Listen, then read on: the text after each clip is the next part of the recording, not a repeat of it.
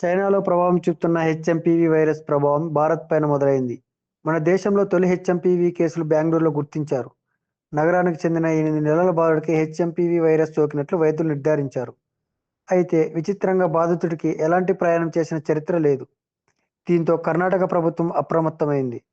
శాంపుల్స్ను ఇతర ల్యాబ్స్కు పంపి మరోసారి పరీక్షలు చేయిస్తున్నారు. చైనా వైరస్ హెచ్ఎంపీవీ లక్షణాలతో ఉన్న చిన్నారి ఆసుపత్రిలో చేరినట్టు ధృవీకరించిన కర్ణాటక ఆరోగ్య శాఖ. ప్రైవేట్ ల్యాబ్ పరీక్షల్లో ఇది తేలినట్లు తెలిసింది.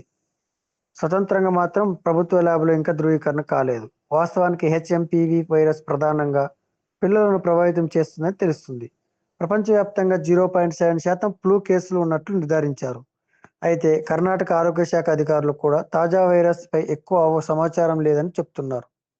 చైనాలో హెచ్ఎంపీవీ వ్యాప్తి చెందుతుందనే ఊహాగానాల నేపథ్యంలో భారత్లో మాత్రం ఆందోళన చెందాల్సిన అవసరం లేదని ఇక్కడ అధికారులు ఇప్పటికే ప్రకటించారు. చైనాలో హెచ్ఎంపీవీ వైరస్ ప్రభావం ఎక్కువ ఉందన్న ప్రచారం సోషల్ మీడియాలో సాగుతుంది. దీంతో కరోనా తరహాలో ఇది కూడా తీవ్ర ప్రభావం చూపుతుందన్న భయాలు పెరుగుతున్నాయి.